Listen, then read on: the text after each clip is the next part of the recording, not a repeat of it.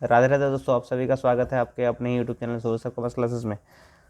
तो पिछले कुछ वीडियो में हम लोग अरिथमेटिक प्रोग्रेशन का multiple choice, short type, very short type और लॉन्ग टाइप क्वेश्चन सॉल्व कर चुके थे और ज्योमेट्रिक प्रोग्रेशन के चैप्टर शुरू किए थे।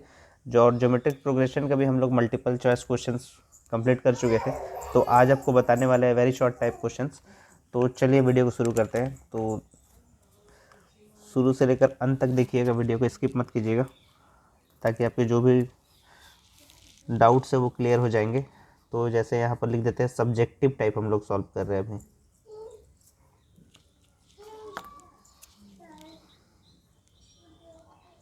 सब्जेक्टिव टाइप,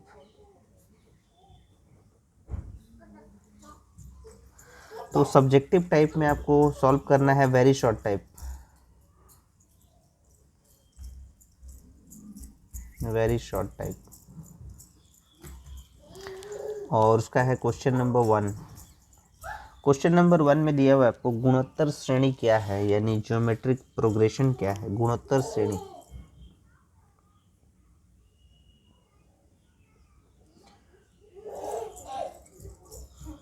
गुणोत्तर श्रेणी।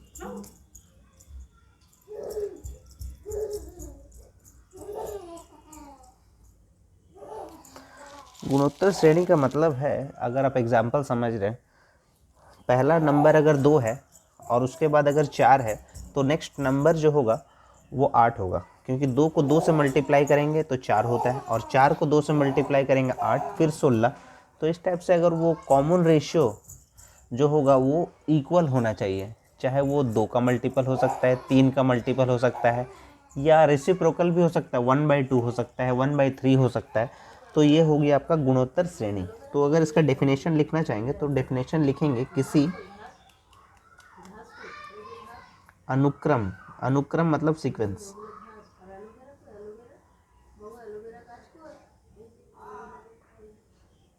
सीक्वेंस के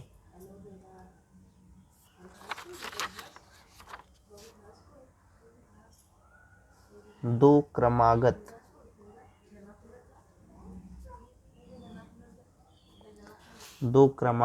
पदों का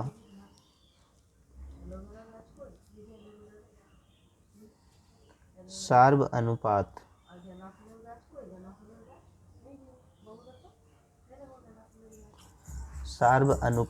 समान हो, यानी इक्वल हो, समान हो, तो इसे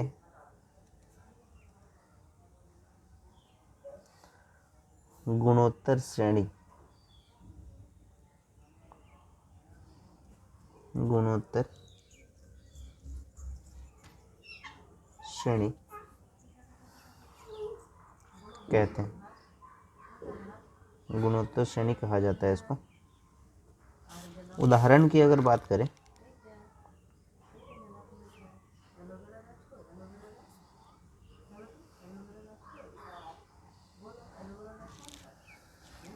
उदाहरण का अगर बात करें तो 2, 4, 8, 16 इस टाइप से हो सकता है, या तो 3 या 9, 27, 81, ये नंबर भी आपका हो सकता है। तो ये आपका गुणोत्तर श्रेणी का डेफिनेशन हो गया। और इंग्लिश में अगर लिखना चाहेंगे इसको, ज्योमेट्रिक प्रोग्रेशन क्या है, ज्योमेट्रिक प्रोग्रेशन, ज्योमेट्रिक प्रोग्रेशन यानी GP.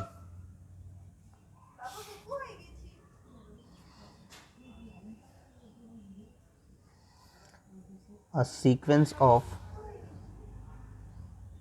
two consecutive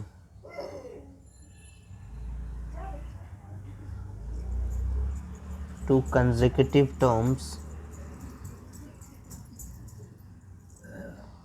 a sequence of two consecutive terms and their common ratio is same, and their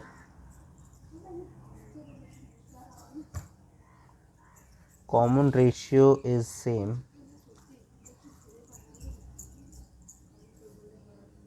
that is GP.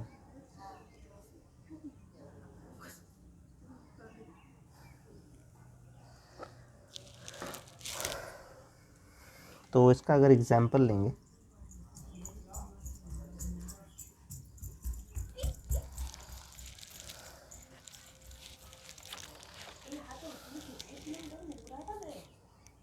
चार 16 64 256, ये आपका इस टाइप से ज्योमेट्रिक प्रोग्रेशन का एग्जाम्पल इस टाइप से आप दे सकते हैं। ठीक है, तो ये गुणोत्तर श्रेणी, यानी जो पहला क्वेश्चन आपको पूछा गया था गुणोत्तर श्रेणी क्या है, तो इसका डेफिनेशन आपको दे दी है।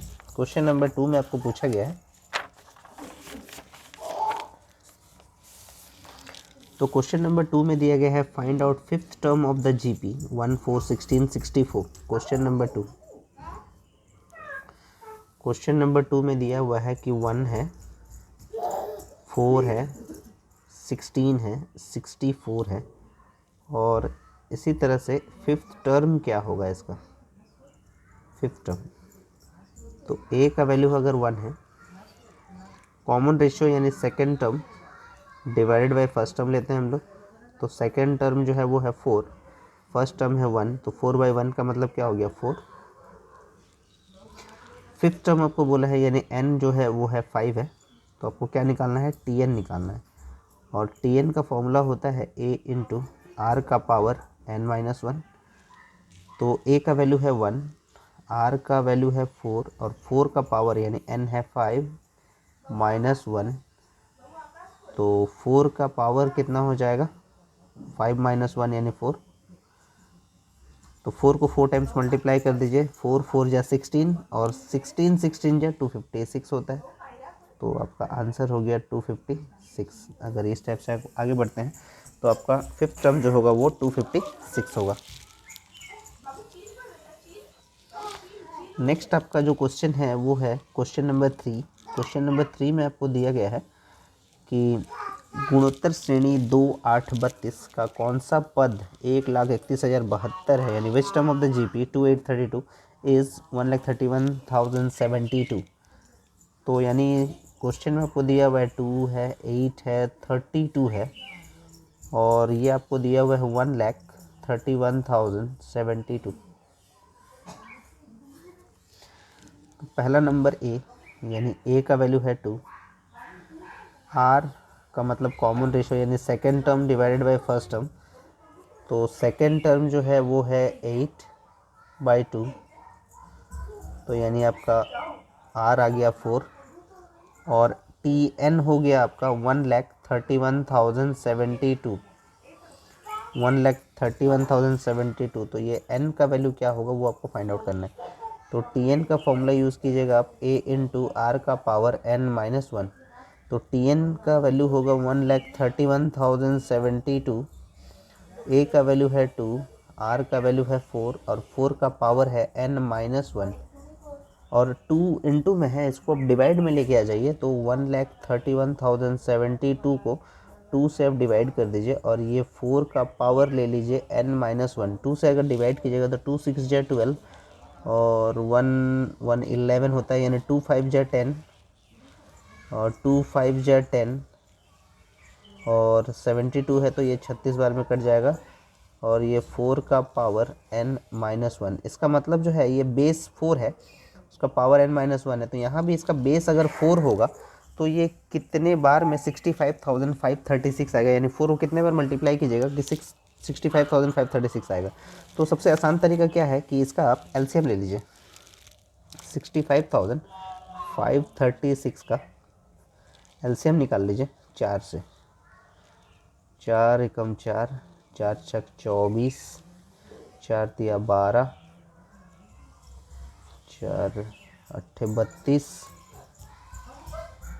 4 4 16, यानी 16,384 हो रहा है, और इसको फिर 4 से डिवाइड कर दीजिए, 4 4 4 जा 16, और 4 नमक 36, 4 छक 4096, 4 से फिर डिवाइड कर दीजिए इसको, 4 दूनी 8, 1024, 4 दूनी 8, 4 24 यानी 256, 4 छक 24 यानी 64, 4 16 64, यानी 1 2 3 4 5 6 7 8, यानी 4 को अगर आप 8 टाइम्स अगर मल्टीप्लाई कीजिएगा तो आएगा 65,536, और यहाँ है 4 का पावर n-1, तो ये 4 कैंसिल हो जाता है, तो n-1 इक्वल्स टू अगर 8 है तो n का वैल्यू 8 + 1 यानी 9 हो जाएगा। ये आपका आंसर हो गया 9। ठीक है, तो ये क्वेश्चन नंबर 3 आपका सॉल्व हो गया। क्वेश्चन नंबर 3 के बाद देखते हैं क्वेश्चन नंबर 4। तो क्वेश्चन नंबर 4 में आपको दिया हुआ है, क्वेश्चन नंबर 4 में आपको दिया हुआ है find the sum of the following series. तो जिसमें दिया हुआ है 1 + 3 + 9 + 27, और ये सम दिया हुआ है अप टू 8 टर्म्स के लिए। सम जो है 8 टर्म्स के लिए क्या होगा, तो यानी a का जो वैल्यू है वो है 1, r का वैल्यू हो जाएगा second term divide by first term, यानी सेकेंड टर्म है 3/1, यानी कितना हो जाएगा 3 हो जाएगा। और n आपको दिया गया है 8, यानी n जो है वो है 8 है। सम ऑफ 8 टर्म यानी Sn का वैल्यू आपको निकालना है। तो आपको Sn का फॉर्मूला आपको बताए थे, तो Sn का जो फॉर्मूला होता है वो आपको लिखाए थे कि Sn = a × r का पावर n-1, r-1 ये तब अप्लाई होता है जब r इज़ ग्रेटर देन 1। और एक फॉर्मूला आपको बताया था a × 1 - r का power n divide by 1 - r, ये r इज़ लेस देन 1। तो ये आपको यहाँ पर ग्रेटर देन 1 है क्योंकि r का जो वैल्यू है वो 1 से अधिक है, यानी 3 है। तो इसीलिए आप Sn का जो फॉर्मूला अप्लाई कीजिएगा वो होगा a × r का power n-1 divide by r-1। तो यानी a का जो वैल्यू है वो है 1, r का जो वैल्यू है वो है 3, और 3 का पावर यानी n जो है वो 8 हो जाएगा, और यहाँ हो जाएगा -1, और r के बदले में लिखेंगे अब 3 - 1। तो 3 को 8 टाइम्स अगर मल्टीप्लाई करते हैं, 3 को 3 से मल्टीप्लाई कीजिए 9, 9 3 जा 27, 27 3 जा 81, और 81 को अगर मल्टीप्लाई करते हैं क्योंकि 3 का पावर 8 है, तो 81 × 81 जो होता है 81 × 81 6561, तो 6561 होता है। 6561 -1, 3 - 1 यानी 2, तो ये हो जाएगा 6560 डिवाइड बाई 2, 2 दूनी 4, यानी 3280 हो रहा है आपका आंसर। तो ये आपका आंसर है 3280। क्वेश्चन नंबर 4 का आंसर है ये। तो क्वेश्चन नंबर 4 हम लोग सॉल्व कर चुके हैं। क्वेश्चन नंबर 4, अब क्वेश्चन नंबर 5 सॉल्व करते हैं। क्वेश्चन नंबर 5 में आपको दिया हुआ है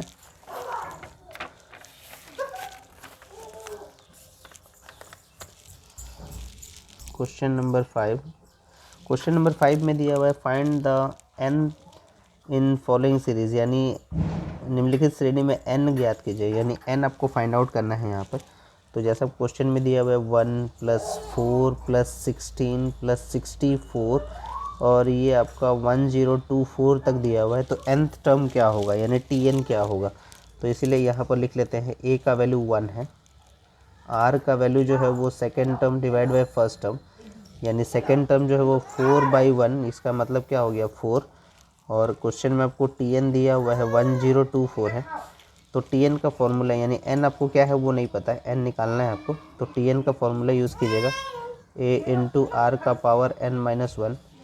तो tn के जगह पे लिखेंगे 1024, a का वैल्यू है 1, r का वैल्यू है 4, 4 का पावर n-1, तो 1024, और यहाँ है 4, यानी बेस इसका 4 है, तो 1024 को आपको सॉल्व करना है। तो 1024 का अगर आप एलसीएम लेते हैं, 1024 का अगर आप एलसीएम लेते हैं, 4 से 4 दूनी 8, 4 × 25 20, 256, 4 × 6 24, 64,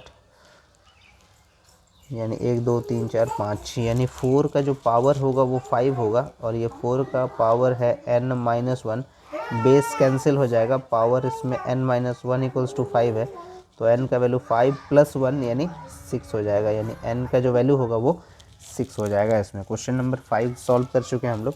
अब देखते हैं क्वेश्चन नंबर 6।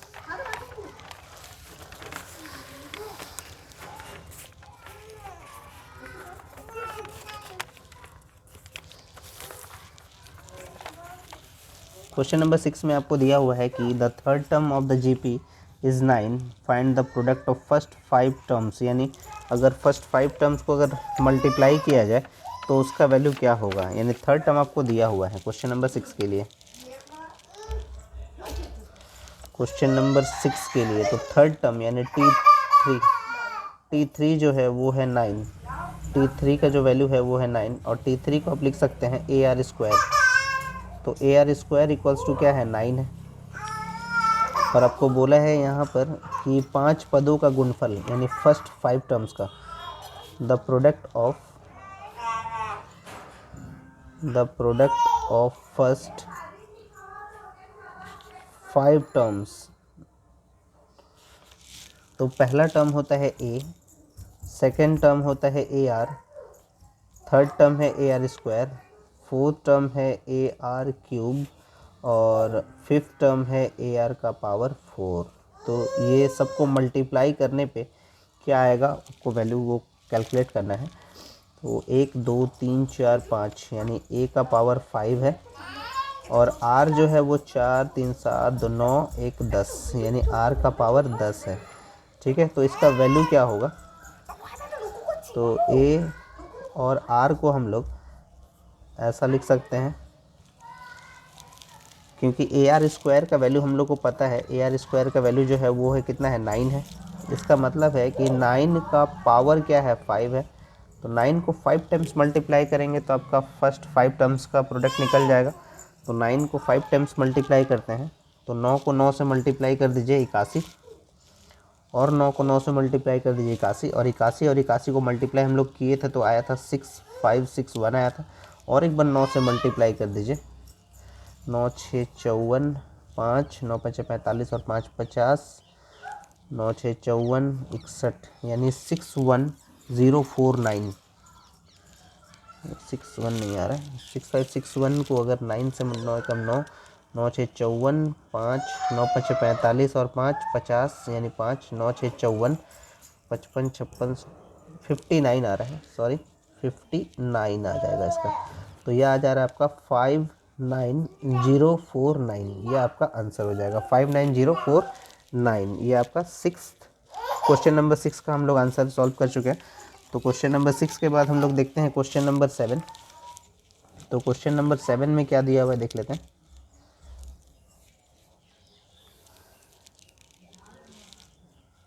क्वेश्चन नंबर 7, तो क्वेश्चन नंबर 7 में आपको दिया हुआ है कि is 1/128 any terms of the series 2 1 1/2 1/4। तो ये बोल रहा है क्या 1/128 श्रेणी 2 1 1/2 1/4 का कोई पद है क्या, वो हम लोग को चेक करना है। तो जैसे इसमें दिया हुआ है सीरीज़ हम लोग को दिया हुआ है, पहला जो है वो है 2 है, उसके बाद लिखा हुआ है 1, फिर है 1/2 और फिर है 1/4 और इस टाइप से 1/128 तक दिया हुआ है। बोल रहा है कि वो कोई पद में आता है क्या, ऐसा अगर आगे बढ़ेंगे हम लोग सीक्वेंस में तो इस A का जो वैल्यू है वो है 2 और जो R का जो वैल्यू है वो T2/T1 हो जाएगा।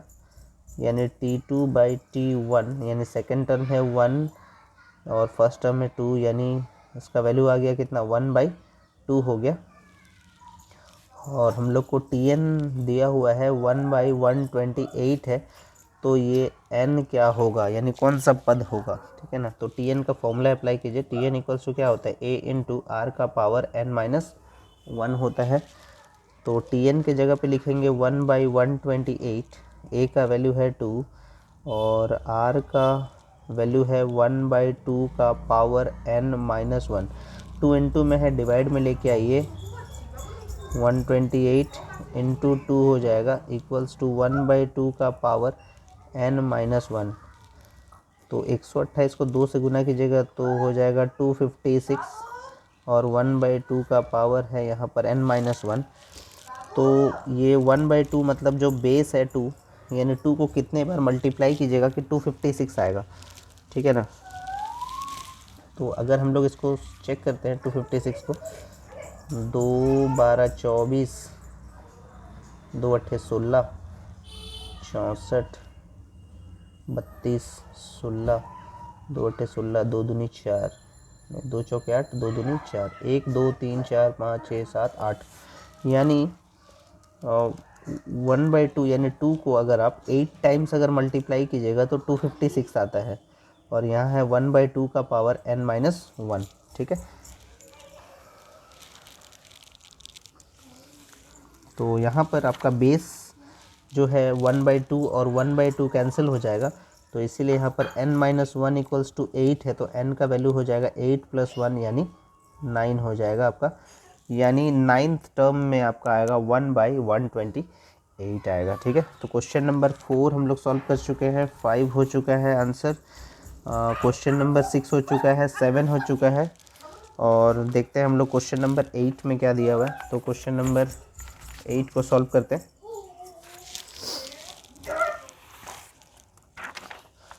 क्वेश्चन नंबर 8, क्वेश्चन नंबर 8 में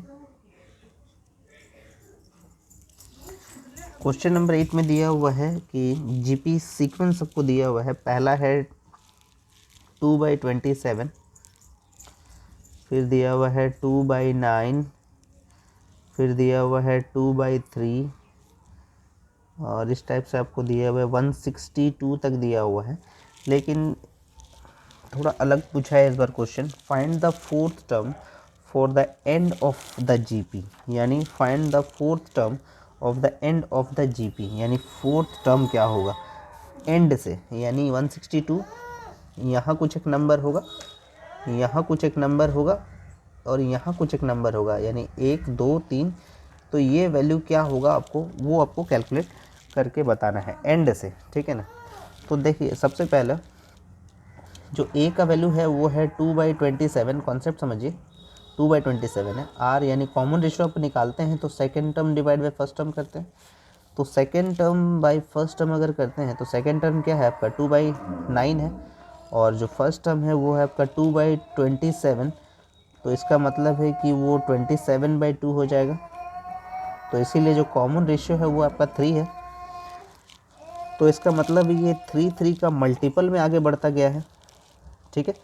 3 के मल्टीपल में ये आगे बढ़ता गया, तो नेक्स्ट आपका हो गया 2/3, आगे भी आपका 3 से मल्टीपल होगा, तो ये मल्टीपल होते होते 162 तक पहुंचा है।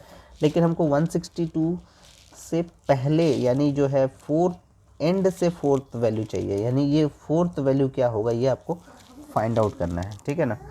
तो जब भी हम लोग जैसे A R square A R cube यानी मल्टीप्लाई करते जा रहे हैं हम लोग आर से, यानी 3 से जैसे मल्टीप्लाई करते जा रहे हैं तो हम लोग आगे का वैल्यू हम लोग फाइंड आउट कर रहे हैं।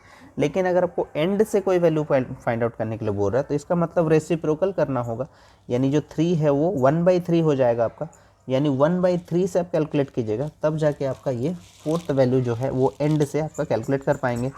तो रेसिप्रोकल आपको करना होगा, तो यहाँ पर क्या करना है आपको, एंड से फोर्थ टर्म का end of fourth term from GP, या fourth term from end of GP, तो फोर्थ टर्म आपको निकालना है, fourth term for the end of GP के लिए क्या कैलकुलेट कीजिएगा, टीएन जो आपको दिया हुआ है डिवाइडेड बाय, जैसे आप फॉर्मूला जो लिखते हैं टीएन का वो लिखते हैं a इंटू आर का पावर n-1 लिखते हैं, यानी मल्टीप्लाई में लिखते हैं। लेकिन आपको लास्ट टर्म पता है और आपको एंड से फोर्थ टर्म पूछ रहा है, तो आपका क्या होगा, रेसिप्रोकल करना होगा इसको, तो टीएन बाई आर का पावर n-1 करना होगा। तो देखिए टीएन का जो वैल्यू है वो कितना है, 162 है, ये है टीएन आपका कितना है, जो टीएन आपको दे रखा है वो है 162 है, और r जो आप निकाल चुके हैं वो है 3 का पावर जो है वो n-1, यानी आपको क्या बोला था, जो नंबर है यानी फोर्थ टर्म आपको दिया हुआ है एंड से फोर्थ टर्म, यानी n कितना है 4, यानी 4-1, तो इसलिए आप लिखेंगे 162, 3 का पावर 4-1 मतलब 3 का पावर 3, तो इसीलिए आप लिखेंगे 162, और 3 को 3 टाइम्स मल्टीप्लाई कीजिएगा तो 27 होता है, और 162 को 27 से डिवाइड कर दीजिए, तो 9 एकम 9, 7 9 8 72, 9 3 27, 3 6 18, यानी जो आपका वैल्यू आएगा यानी 162 से एंड का फोर्थ वैल्यू जो आएगा वो 6 आएगा। ये आपका आंसर होगा, ठीक है ना। ये क्वेश्चन नंबर 8 में आपको पूछा गया था और सिमिलर क्वेश्चन आगे भी आपको पूछा गया है जो आपका शॉर्ट टाइप क्वेश्चन होगा। तो उम्मीद है आपको इसी में आपको सारा कॉन्सेप्ट क्लियर हो गया होगा, ठीक है ना। तो देखिए आपको इसको प्रूव करके हम दिखाते हैं। जैसे ही देखिए आपका इसको हम प्रूव करके दिखा रहे हैं आपको। देखिए जो आपका सीक्वेंस है वो पहला आपका 2/27 हुआ, दूसरा आपका 2/9 हुआ और तीसरा आपका 2/3 दिया हुआ है, ठीक है। तो ये T1 है, ये T2 है, ये T3 है और T4 क्या होगा, ठीक है ना। तो T4 कैलकुलेट करने के लिए आप क्या कीजिएगा, 3 से मल्टीप्लाई करते जा रहे हैं, तब आपका नेक्स्ट डिजिट आ रहा है।